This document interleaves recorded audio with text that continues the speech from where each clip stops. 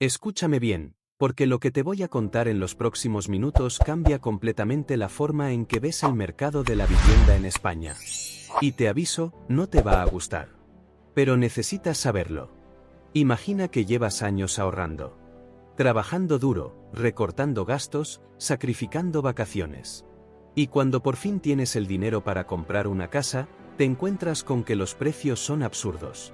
Que lo que cuesta un piso en cualquier ciudad española no tiene ninguna lógica con los salarios, con la economía real, con nada.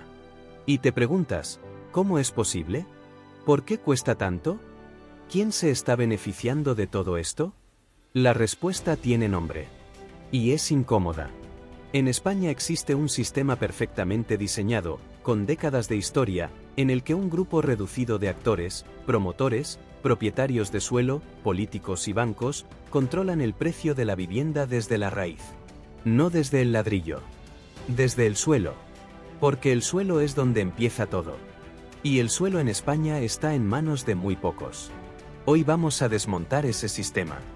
Vamos a ver cómo funciona, quiénes son los que ganan, y por qué tú, el ciudadano de a pie que trabaja toda su vida, acabas pagando el doble, o más, de lo que debería costar una vivienda digna.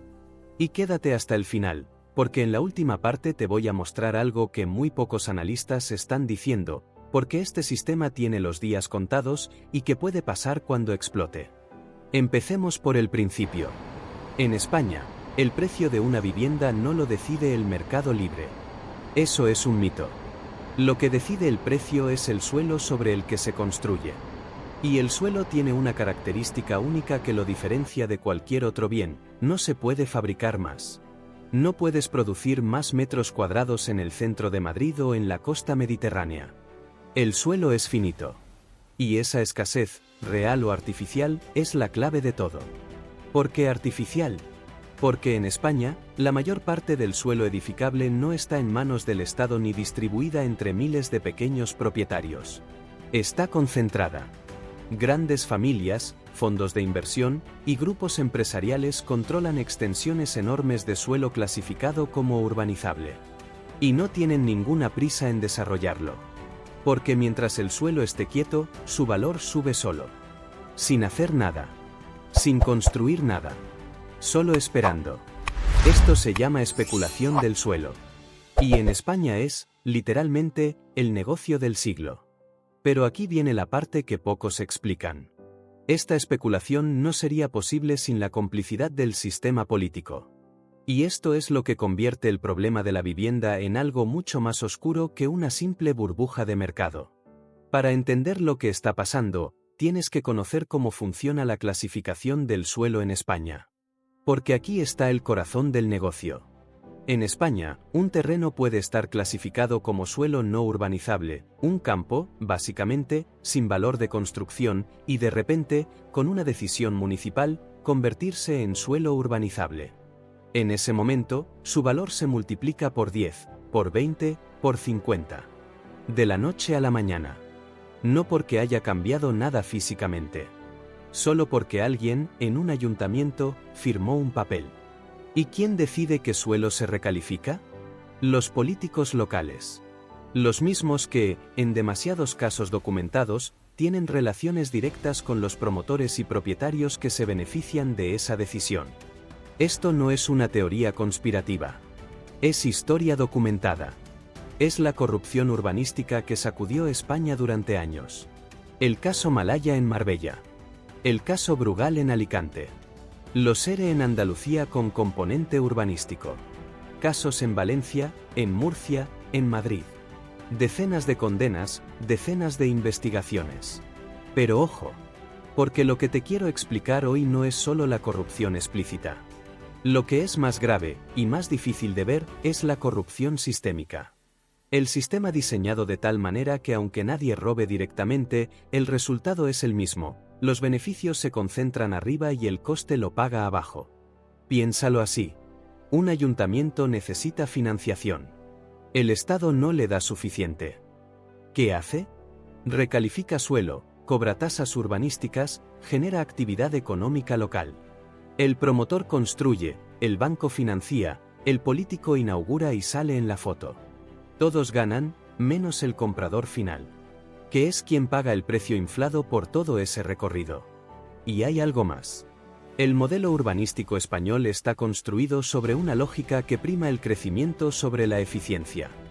Más suelo urbanizado, más licencias, más obra nueva. Aunque ya haya miles de viviendas vacías. Aunque la población no crezca al ritmo que justifique esa construcción. Porque cada nueva promoción genera comisiones, impuestos, empleo a corto plazo y titulares positivos para el político de turno. En España hay más de 3 millones de viviendas vacías. 3 millones. Y sin embargo, los precios suben. ¿Cómo se explica eso? Con una sola palabra: gestión. Muchas de esas viviendas vacías están en manos de grandes tenedores, fondos de inversión, socimis, entidades bancarias, que no tienen interés en ponerlas en el mercado a precios razonables. Porque mientras las mantengan fuera del mercado, la escasez artificial se mantiene. Y con ella, los precios. Si llevas tiempo siguiendo este canal, sabes que hablamos mucho de cómo los grandes capitales distorsionan los mercados. Y el inmobiliario español es uno de los ejemplos más claros del mundo. No es casualidad que fondos como Blackstone, Goldman Sachs o Cerberus Capital hayan comprado cientos de miles de activos inmobiliarios en España en la última década. Saben exactamente lo que están haciendo. Y mientras tanto, tú intentas comprar una casa. Si este tipo de análisis te parece útil y quieres seguir entendiendo cómo funciona realmente la economía que te afecta cada día, suscríbete ahora. Aquí no te vamos a vender humo. Solo datos, análisis y contexto real. Vamos ahora a los números. Porque los datos son los que mandan. En España, el precio de la vivienda nueva ha subido más de un 40% en los últimos 10 años en las grandes ciudades. En Madrid y Barcelona, el incremento supera el 60% en algunas zonas. Y los salarios, en el mismo periodo, han crecido menos del 15%. ¿Qué significa eso en la práctica? Que la brecha entre lo que gana una persona normal y lo que cuesta una vivienda digna se ha duplicado. Hace 20 años, un trabajador con salario medio tardaba aproximadamente 7 años en ahorrar para la entrada de un piso.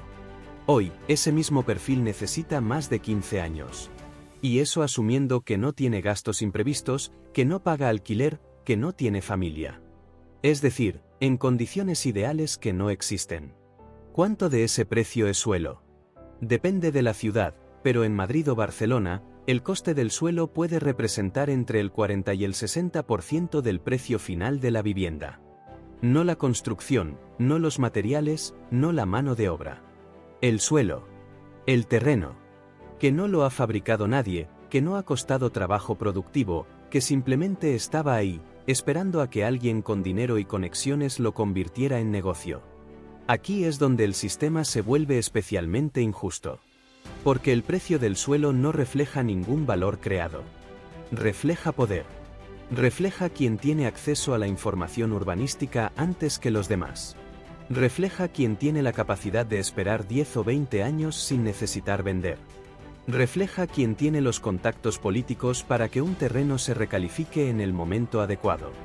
Y eso tiene un nombre en economía: renta del suelo. La idea, desarrollada hace siglos por economistas clásicos como David Ricardo, es que el propietario del suelo obtiene un beneficio sin producir nada. Solo por el hecho de poseer algo escaso y necesario. En teoría, los sistemas fiscales modernos deberían gravar esa renta de forma progresiva para redistribuirla. En España, ocurre exactamente lo contrario. El suelo está infrautilizado fiscalmente, las plusvalías urbanísticas apenas se capturan para el bien común, y los grandes propietarios de suelo pagan proporcionalmente mucho menos que el trabajador que compra su vivienda hipotecado a 30 años. ¿Y el banco? El banco es la otra pata del sistema. Porque el crédito hipotecario es el mecanismo que hace posible que la gente pague precios que de otra manera serían inalcanzables. Sin hipotecas a 30 años, sin financiación al 80 o al 90% del valor, nadie podría comprar una vivienda a estos precios. Y los bancos lo saben. Por eso no tienen ningún incentivo para que los precios bajen. Un precio más alto significa una hipoteca más grande. Y una hipoteca más grande significa más intereses, más comisiones, más rentabilidad. Es un círculo perfecto. Para ellos, el promotor compra el suelo caro. Lo construye con margen. Lo vende a precio máximo.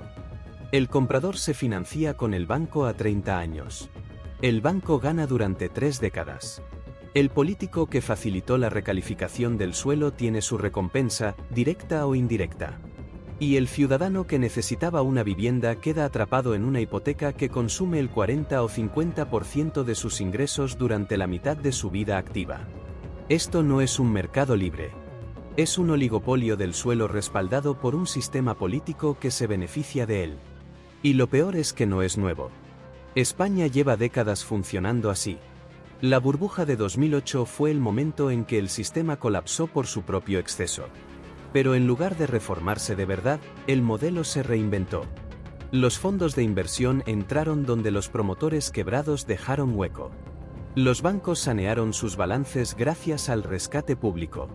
Y el ciclo comenzó de nuevo.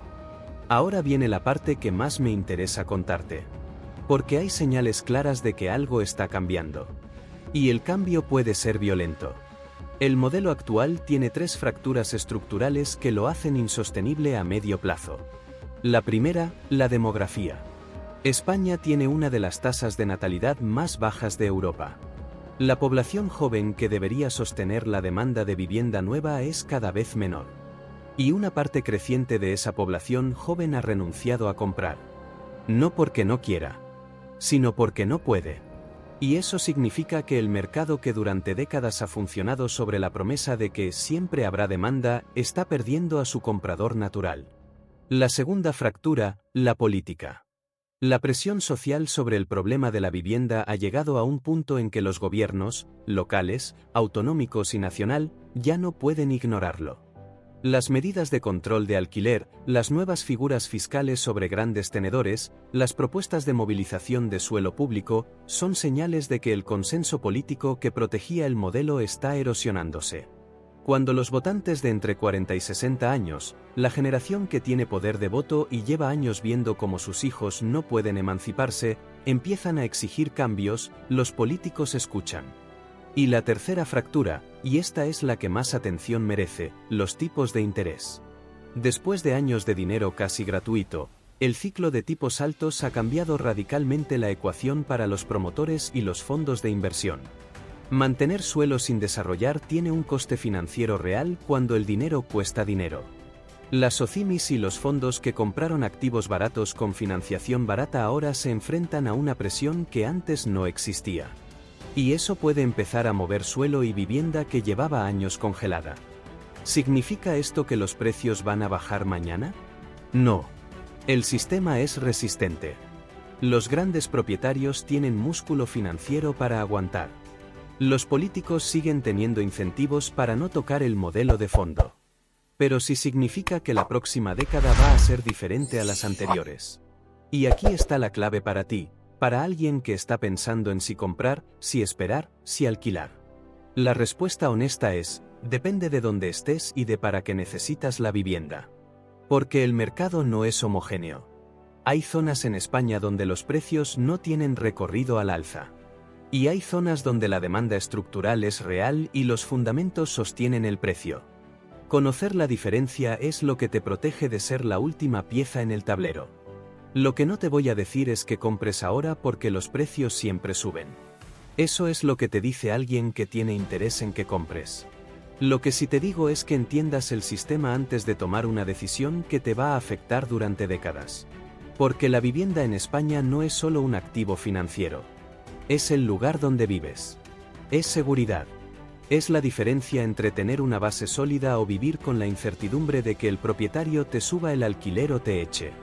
Y eso tiene un valor que ningún análisis de mercado puede capturar del todo. Lo que sí puedo capturar es el contexto. Y el contexto dice que durante décadas, en España, un sistema diseñado por y para unos pocos ha convertido la vivienda en el mayor obstáculo económico para la mayoría. No por las leyes del mercado, sino porque el mercado ha estado manipulado desde el principio. Conocerlo no lo cambia de inmediato. Pero te da poder. El poder de no tomar decisiones desde la ignorancia. El poder de no ser el que paga el precio máximo en el peor momento. El poder de entender cuando el sistema falla y cuando trabajar a favor de él. Si este canal te aporta ese tipo de perspectiva, ya sabes lo que te pido, dale a suscribir, activa la campana, y comparte este vídeo con alguien a quien le importe entender lo que de verdad está pasando con la economía que vivimos. Nos vemos en el próximo.